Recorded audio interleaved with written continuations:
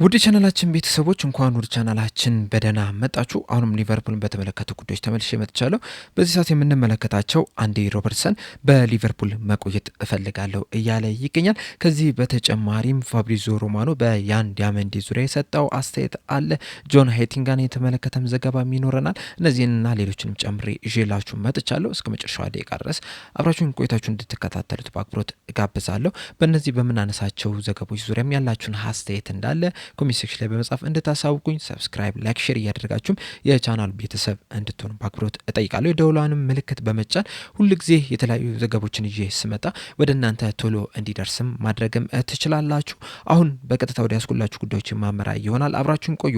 በመጀመሪያ የምንመለከተው ጆን ሃይቲንጋን የተመለከተውን ዘገባ ይሆናል። ጆን ሃይቲንጋ በዛሬው ዕለት የፕሪሚየር ሊግ ክለብ መቀላቀሉን ይፋ አድርጓል። ይህም ክለብ የሆነው ደግሞ ቶተናም ሆትስፐርስ ነው። ቶተናሞች እንዳሳውቁት ከሆነ የቶማስ ፍራንክ ምክትል አሰልጣኝ ሆኖ የሚቀጥል ይሆናል ብሏል። እንደሚታወቀው እንግዲህ ጆን ሃይቲንጋ ባለፈው ሲዝን ሊቨርፑል የፕሪሚየር ሊግ ዋንጫን በሚያነሳበት ሰዓት የአሰልጣኝ አርነ ስሎት ምክትል አሰልጣኝ በመሆን ትልቅ አስተዋጽኦ ማድረጉ አይዘነጋም። ከዛ በኋላም እንግዲህ ወደ አያክስ በዋና አሰልጣኝነት ማቅናቱም ችሎ ነበረ። ነገር ግን ከ15 ጨዋታዎች በኋላ ከአሰልጣኝነቱ ሊነሳ ችሏል። ከዛ በኋላም እንግዲህ እስካሁን ድረስ ከስራ ዓለም ርቆ ነበረ። በዛሬው ዕለት ግን ቶተናሞች ምክትል አሰልጣኝ አድርገው ሾሞታል። ከዚህ በፊት እንግዲህ አንዳንድ ጭምጭምታዎችን ስንሰማ ነበር። ምናልባትም ወደ ሊቨርፑል ሊመለስ የሚችልበት እድል አለ ሲባል ነበር። በተለይ ደግሞ ከተጫዋቾቹ ጋር የነበረው ጥሩ የሚባል ግንኙነት ሰውየውን ለመመለስ ሊቨርፑሎች ሊያስቡ ይችላሉ የሚል ነገሮች ሲናገሩ ነበረ። ነገር ግን ሊቨርፑሎች ያንን አላደረጉም። ቶተናሞች ግን በዛሬው ዕለት የቶማስ ፍራንክ ምክትል አሰልጣኝ አድርገው ሾሞታል። ከዚህ በኋላም እንግዲህ በቶተናም ቤንች ላይ የምንመለከተው ይሆናል።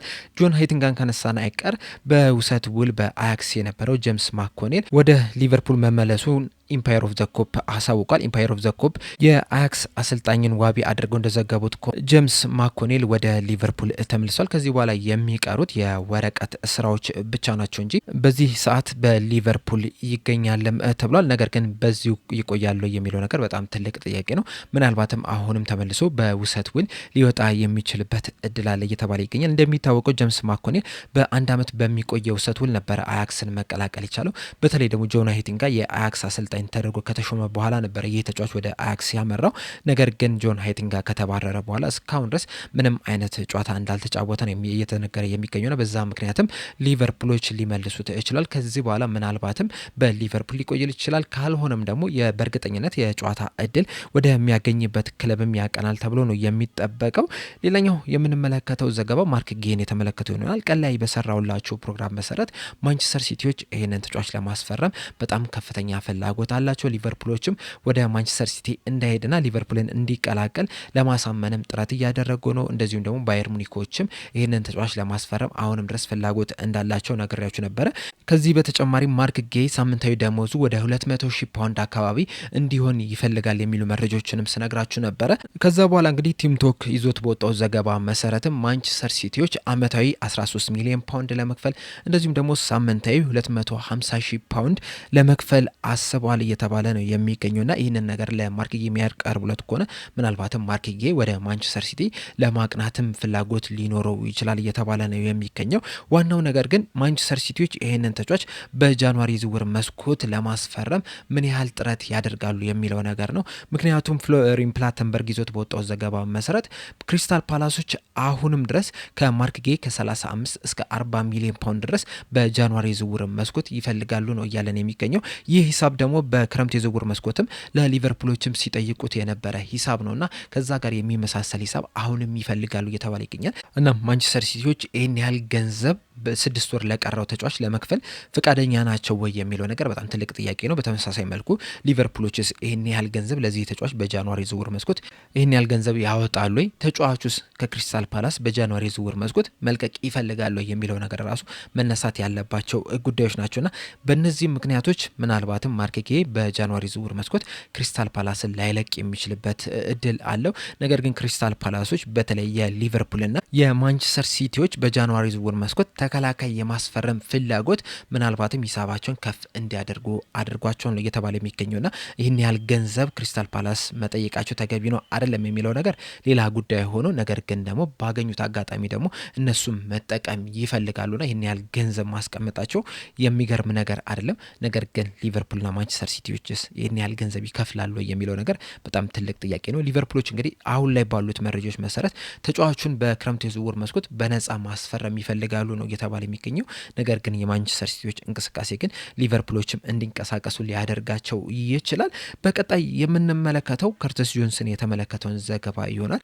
ቶተናም ሆትስፐርሶች ከርተስ ጆንስን ለማስፈረም ፍላጎት እንደነበራቸው የተለያዩ ዘገባዎች እየተናገሩ ነው የሚገኙት። በተለይ ደግሞ በዛሬው ዕለት ኮነር ጋላጋርን ከአትሌቲኮ ማድሪድ ከማስፈረማቸው በፊት እዚህ ተጫዋች ላይ ፍላጎት ነበራቸው የሚሉ መረጃዎችን መመልከት ችለናል። እንደሚታወቀው ከርተስ ጆንስ ኮንትራቱን ሊያበቃ ከ18 ወራት በታች ጊዜያቶች ናቸው የቀሩት። 2027 ክረምት ላይ ኮንትራቱ የሚያበቃ ይሆናል። በተለይ በዚህ ሲዝን ደግሞ ለሊቨርፑል በጣም ድንቅ የሚባል እንቅስቃሴን እያደረገ ነው የሚገኙና በዛ ምክንያትም ቶተናሞችን ይህንን ተጫዋች ማስፈረም ይችሉ እንደሆነ ከሊቨርፑሎች ጋር ኮንታክት አድርገው ነበረ።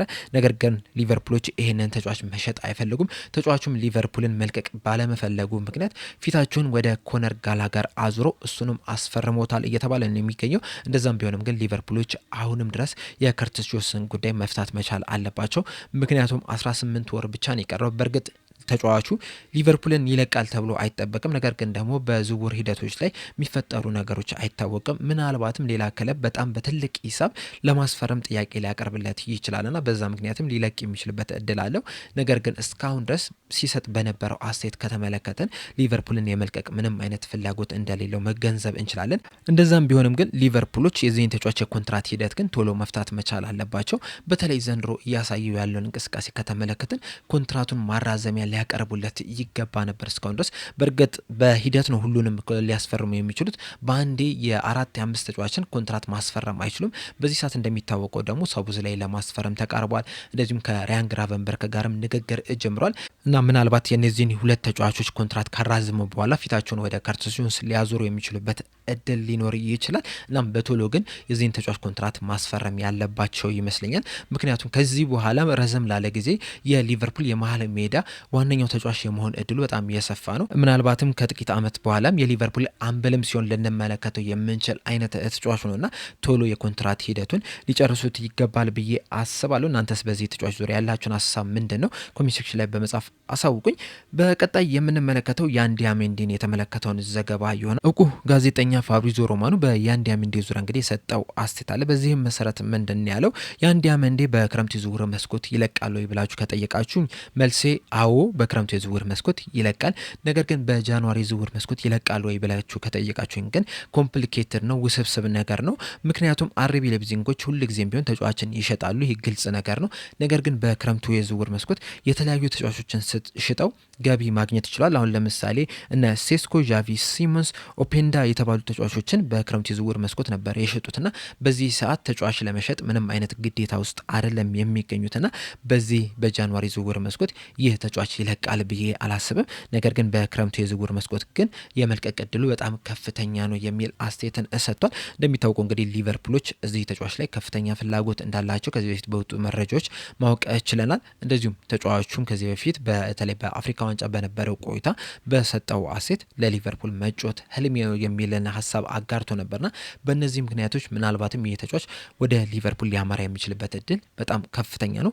ነገር ግን በዚህ የጃንዋሪ ዝውውር መስኮት ሊቨርፑሎችም ይህንን ተጫዋች ለማስፈረም እንቅስቃሴ ያደርጋሉ የሚለው ነገር በጣም ትልቅ ጥያቄ ነው። ምናልባት ቀን ላይ በሰራውላችሁ ፕሮግራም እንግዲህ በፌዴሪኮ ኬዛ ዙሪያ አንድ ያነሳውት ነጥብ አለ። እሱም ምንድነው ሊቨርፑሎች ከዚህ ተጫዋች ከ15 ሚሊዮን ፓውንድ በላይ ይፈልጋሉ የሚል መረጃን ይዤላችሁ መጥቼ ነበረ። አሁን ላይ እንግዲህ እስከ 17 ሚሊዮን ፓውንድ ወይም ደግሞ 20 ሚሊዮን ዩሮ ድረስ ሊቨርፑሎች ለዚህ ተጫዋች ይፈልጋሉ ነው እየተባለ የሚገኙና ጁቬንቱሶች ይህን ያህል ገንዘብ ከፍለው ፌዴሪኮ ኬዛን የሚያስፈርሙት ከሆነ ምናልባትም ሊቨርፑሎች የሱን ምትክ ይህንን ያንዲያሜንዲ የተባለውን ተጫዋች ሊያመጡ የሚችሉበት እድል ሊኖር ይችላል። ወይም ደግሞ ሌላ ረከስ ያለ ተጫዋችም ለማስፈረም እንቅስቃሴ ሊያደርጉ ይችላሉ። ከዛ ውጭ ግን ሊቨርፑሎች በዚህ የጃንዋሪ ዝውውር መስኮት የአጥቂ ስፍራ ተጫዋች ያመጣሉ ተብሎ አይጠበቅም። ካመጡም ምናልባትም የሆነ ማርኬት ኦፖርቹኒቲውን ካገኙ ብቻ ነው። ያንዲያሜንዲ ደግሞ በክረምት የዝውውር መስኮት አሁን ላይ ከሚሸጥበት ዋጋም ቀንሶ ሊያገኙት ስለሚችሉ በዚህ ሰዓት ይህንን ተጫዋች ለማስፈረም እንቅስቃሴ ያደርጋሉ ብዬ አላስብም እኔ በግሌ። ነገር ግን ደግሞ ሙሉ ለሙሉ ወይም ደግሞ 100% ሊቨርፑሎች ይህንን ተጫዋች በጃንዋሪ ዝውውር መስኮት አያስፈረሙትም ደግሞ ማለት አንችልም። ምክንያቱም ከዚህ በፊትም እንግዲህ በተለያዩ የዝውውር መስኮቶች ላይ እንደተመለከት ነው አንዳንድ ጊዜ ያልተጠበቁ ነገሮችም ሀፕን ሲያደርጉ መመልከት ይችለናል። በክረምት የዝውውር መስኮት እንኳን ሊቨርፑሎች ፍሎሪያን ቪርትስንና አሌክሳንደር ኢሳቅን እንደዚሁም ደግሞ ሂጎ ኤኪቲኬንም ያስፈርማሉ ብለን አልጠበቅንም። በተለይ ሂጎ ኤኪቲኬ ከፈረመ በኋላ አሌክሳንደር ኢሳቅን ከኒውካስል ዩናይትድ ያስፈርማሉ ብለን አልጠበቅንም ነበረ። ነገር ግን በስተመጨረሻም ሊያስፈርሙት ችሏልና በዝውውር መስኮቶች ምንም ነገር ሊፈጠር ይችላል። ስለዚህ እዚህ ተጫዋች ላይም በትኩረት መመልከት ያለብን ይመስለኛል። በስተመጨረሻም የምንመለከተው አንዲ ሮበርትሰንን የተመለከቱን ዘገባ ይሆናል። አንዲ ሮበርትሰን በዛሬው ዕለት ከሊቨርፑል ኤኮ ጋር ባደረገው ቆይታ በሊቨርፑል መቆየት እፈልጋለሁ የሚል አስተያየትን ሰጥቷል። በተጨማሪም በሰጠው አስተያየት ከክለቡ ጋር ንግግር ድርድር ጀምረናል እናም ቀጣይ የሚፈጠረው ነገር አብረን የምንመለከት ይሆናል። በክለቡ መቆየት እፈልጋለሁ፣ ነገር ግን ደግሞ በእርግጠኝነት እቆያለሁ ብዬ ደግሞ መመለስም አልችልም። ምክንያቱም ደግሞ ውስብስብ የሆነ ነገር ነው። አሁን ላይ እንግዲህ የ5 ወራት ኮንትራት ብቻ ነው የቀረኝና በቀጣይ በሊቨርፑል የመቆየት አማራጭ አለኝ ወይ፣ እንደዚሁም ደግሞ ወደ ሌላ የመሄድስ አማራጮች ምንድን ናቸው የሚለውን ነገር መመልከት መቻል አለብን። ከቤተሰቦቼ ጋር ቁጭ ብዬም በዚህ ዙሪያ በደንብ መነጋገር መቻል አለብን። በክረምቱ እንግዲህ በጣም ስትረስፉል የሆነ አስጨናቂ የሚባል ጊዜ ነበረ ያሳለፍኩት። በዚህ ሰዓት እንግዲህ ኢንጆይ ለማድረግ ለመዝናናት እየሞከርኩ ነው የምገኘው። በሊቨርፑል በመሆኔ የሊቨርፑል ተጫዋች በመሆኔ በጣም ደስተኛ ነኝ። በዚህ አመትም ለዓለም ዋንጫ ለማለፍ ከፍተኛ ፍላጎት ነበረን፣ ያንንም ማሳካት ችለናል። ከዚህ በኋላም ግን ለኔም ለቤተሰቤም የተሻለው ነገር ምንድን ነው የሚለውን ነገር ተነጋግረን የምንወስነው ነገር ይሆናል የሚል አስተያየትን ሰጥቷል። ከዛ በተጨማሪም ከክለቡ ጋር ባለው ግንኙነትን ዙሪያ በሰጠው አስተያየት ከክለቡ ኃላፊዎች ጋር በጣም ጥሩ የሚባል ግንኙነት አለ። በመሀላችን በመከባበር የተመሰረተም ግንኙነት አለ። ይህንንም ነገር እንግዲህ ባለፉት 8 ዓመት ተኩል በደንብ የተመለከትነው ነገር ነው። ከዚህ በኋላም እንግዲህ በምንነጋገርበት ወቅት በዛ መከባበር በዛ መተሳሰብ ላይ የተመሰረተ ይሆናል። ነገር ግን በሊቨርፑል እቆያለሁ አልቆይም የሚለው ነገር አብረን የምንመለከተው ይሆናል የሚል አስተያየትን ሰጥቷል።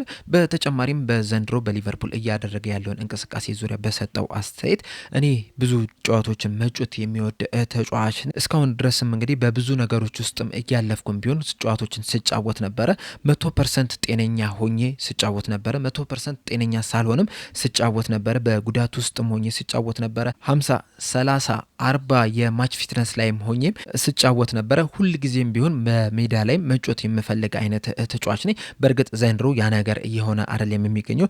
ብዙ የመጮቻ ደቂቃዎችን እያገኘው አይደለም የሚገኘው። እናም ያም ነገር በዚህ ሲዝን የተለየ እንዲሆን አድርጎታል። በእርግጥ በዚህ ሰዓትም ከሌሎች ጊዜዎች የተለየ ሚና ነው እየተሰጠኝ የሚገኘው። በዛም እንግዲህ ኢንጆይ ለማድረግ እያሰብኩ ነው የሚገኘው። ነገር ግን ደግሞ በስተመጨረሻም እግር ኳስ ተጫዋች ነኝ። እግር ኳስ ተጫዋች ስትሆን ደግሞ ሁልጊዜም ቢሆን መጮትን ትፈልጋለህ። ቤንች ላይ ሆኖ ደስተኛ የሚሆን ከሆነ የትኛውም ክለብ ላይ መጮት የሌለበት ተጫዋች ነው። የኔም ሁልጊዜ መከራከሪያ ነጥቤ ይህ ነው። ሁልጊዜም ቢሆን ፈርስት ቲም ላይ ወይም ቋሚ 11 ውስጥ ለመግባት ሁልጊዜም ራስን በደንብ ማጠንከር መቻል አለብህ። ራስን በደንብ ማሳየት መቻል አለብህ። ነገር ግን በሊቨርፑል የሚሆን በባርንስሊ ቢሆን ተቀያሪ ወንበር ላይ ሆነ ደስተኛ የምትሆን ከሆነ ትክክለኛ አስተሳሰብ የለህም ማለት ነው። ዘንድሮ በተጫወትኩባቸው እያንዳንዱ ጨዋታዎች ላይ የተሻለ መንቀሳቀስ ችያለሁ። ምናልባት ብዙ ጨዋታዎችን እየተጫወትኩ አይደለም። ቢያንስ እኔ የምፈልገውን ያህል መጠን እየተጫወትኩ አይደለም የሚገኘው። ነገር ግን በተጫወትኩባቸው ደቂቃዎች ሁላ ግን ጥሩ ተንቀሳቅሻለሁ ብዬ ነው የማስበው። ነገር ግን ደግሞ ቤንች በመደረግም ደግሞ ያን ያህል አልተገረምኩም። ነገር ግን ከዚህ በኋላ ግን የሚፈጠሩትን ነገሮች አብረን የምንመለከት ይሆናል የሚል አስተያየትን ሰጥቷል። አንዲ ሮበርትሰን ከሂል ሲቲ ለሊቨርፑል ከፈረመ ጀምሮ እንግዲህ በጣም አስደናቂ የሚባል ተጫዋች መሆኑን እንግዲህ ላለፉት 8 ዓመት ተኩል በደንብ መመልከት ችለናል። ዘንድሮም እንግዲህ ብዙ ደቂቃዎችን እየተጫወተ አይደለም የሚገኘው። እሱን እንዳለው እስካሁን ድረስ እንግዲህ የሚሎስ ኬርኬዝ እና የአንዲ ሮበርትሰንን የተጫወቱትን ጨዋታዎች ስንመለከት ሚሎስ ኬርኬዝ 27 ጨዋታዎችን ማድረግ ችሎ ነበረ። 22ቱን በቋሚነት ነበር የጀመረው። አንዲ ሮበርትሰን ግን 19 ጨዋታዎችን ሲጀምር ከነዚህ 19 ጨዋታዎች ደግሞ 11ዱን ብቻ ነው በቋሚነት መጀመር የቻለውና አሰልጣኝ አርነ ስሎት በብዛት ለሚሎስ ኬርኬዝ ነው የመጮሻ ደቂቃ እየሰጡት የሚገኙት። እንደዛም ሆኖ ግን አንዲ ሮበርትሰን በተጫወተ ቁጥር ጥሩ የሚባል እንቅስቃሴን እያደረገ ነው የሚገኘው።